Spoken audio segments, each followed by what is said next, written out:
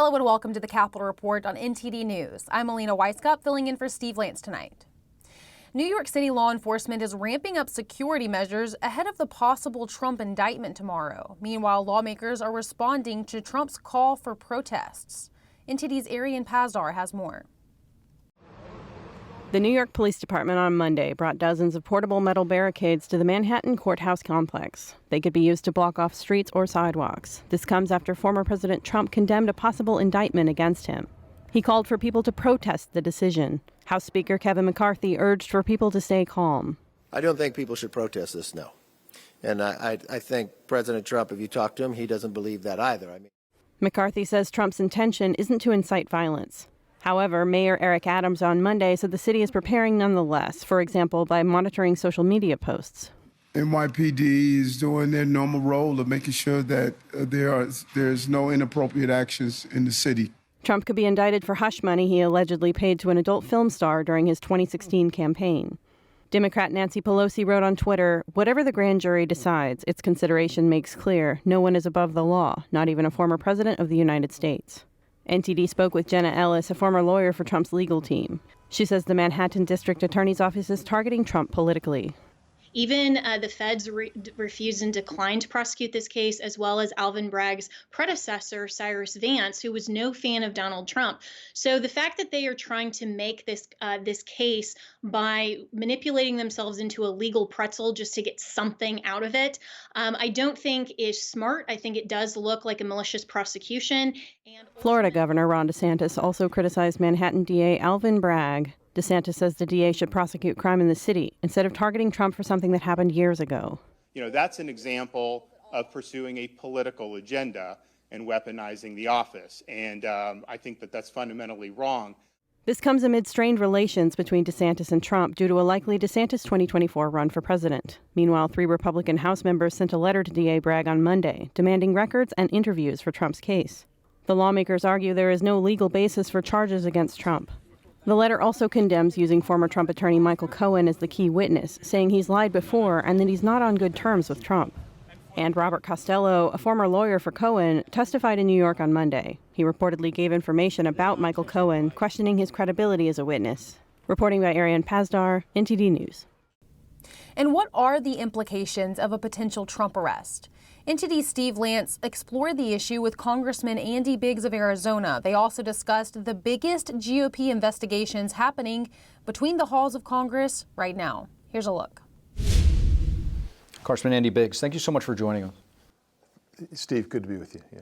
Congressman, as a member of the House Judiciary and Oversight Committees, what would you say are some of the biggest tasks, the most important work at hand right now?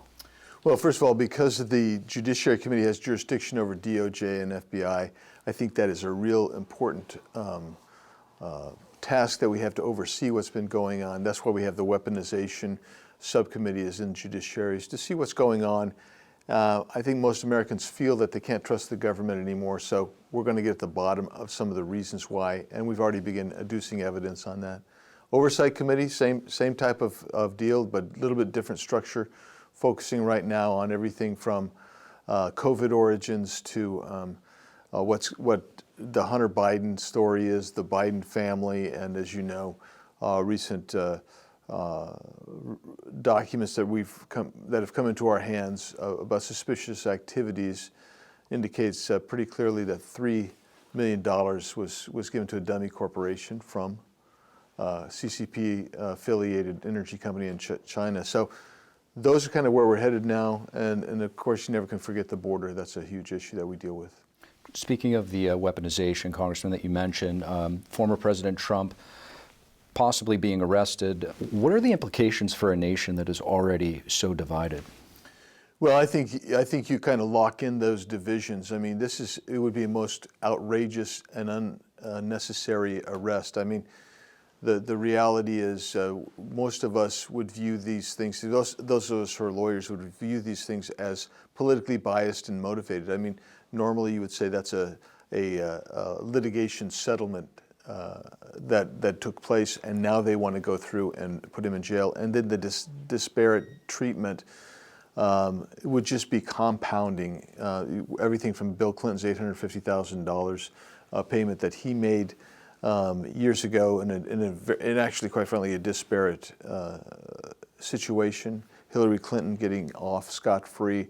And you begin to see that our legal institutions themselves are untrustworthy. They've become corrupted. They've become politically biased and motivated. And that really is the most dangerous thing, quite frankly, in a constitutional republic, is to lose the notion of respect for law. Congressman, we're starting to see Democrats, political pundits, Democrat operatives starting to frame a narrative that nobody is above the law and that we're a nation of laws. Unpack these words for us, for your average viewer who may not be knee-deep in politics. Well, normally, that platitude is actually correct for a constitutional republic. Everybody has to follow the law, because when you don't, you lose your freedom, because it means that some people are receiving preference over another. Well, I don't know. One of the things that immediately jumps to my mind is Nancy Pelosi and her husband using insider information to reap tens of millions of dollars in stock gains. I think of the people who cross the border illegally that are being given work permits. I think of Alejandro Mayorkas, who's controlling the border, who's saying we're going to disregard the law on parole and we're going to just grant parole and free status to literally millions of people. I mean, you begin to go down and you say, if you're Antifa or Black Lives Matter, or if you're attacking a pro-life clinic, guess what? You're going to be okay. But if you do something, maybe even like trespass on the Capitol, some of those people were violent. They get 20 years in prison, some of those people. And you begin to say, this is disparate treatment. And of course they're going to use that narrative, Steve, because that's where they're stuck. They are in that narrative because that allows them to gain access and control over the American populace. Congressman, you mentioned Antifa and Black Lives Matter. President Trump's calling for protests. Are you concerned at all about potential agent provocateurs and people stirring things up and turning these protests violent? Yeah, I am always concerned about that, because getting back to the weaponization, FBI won't tell us how many people they had work in the crowd on January 6, 2021, and we really need to know that. But I think you can peacefully protest, and that's what should happen. If people feel aggrieved, this is a beautiful country because we do allow you to protest, but they should be peaceful in nature. And I've always condemned violence. And again, gets back to what we were talking about, this disparate treatment. I don't want to see any violence in connection to protests, even though I think the district attorney warrants being protested in New York City, and this action of arresting President Trump. But when you get beyond that, you have to say, why do we have a peaceful protester being charged with crimes under the FACE Act? Well, you have people just throwing rocks, burning down buildings, and they weren't charged. Or if they were arrested, they were released within 24 hours, never to be charged again. Congressman Andy Biggs, thank you so much. Thank you. And turning to the White House, President Biden made use of the veto power today for the very first time since taking office. Republicans, joined by some Democrats, wanted to overturn an investment rule regarding ESG, that is, environmental, social, and governance investing. Biden's veto stonewalls the attempt to overturn the ESG investment rule. Now, retirement fund managers will continue to consider climate change and social factors when picking investments. Chinese Communist Party leader Xi Jinping is in Moscow holding long talks with Vladimir Putin. But the U.S. calls China's so-called peace plan unacceptable and says Xi's trying to cover Russia's crimes. NTD's Iris Tao has more from the White House. And calling each other a dear friend, Russian President Vladimir Putin and China's Xi Jinping met in Moscow on Monday for a 4.5-hour-long talk.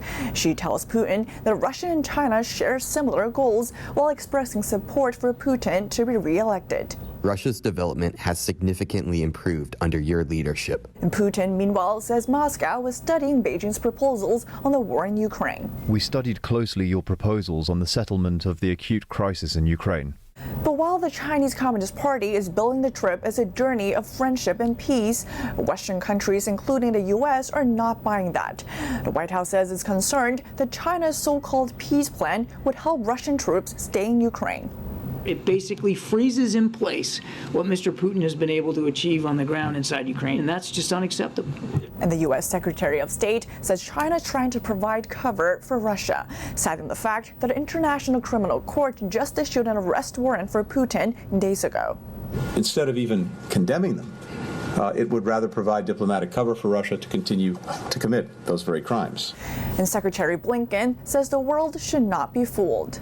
The world should not be fooled by any tactical move by Russia, supported by China or any other country, to freeze the war on its own terms.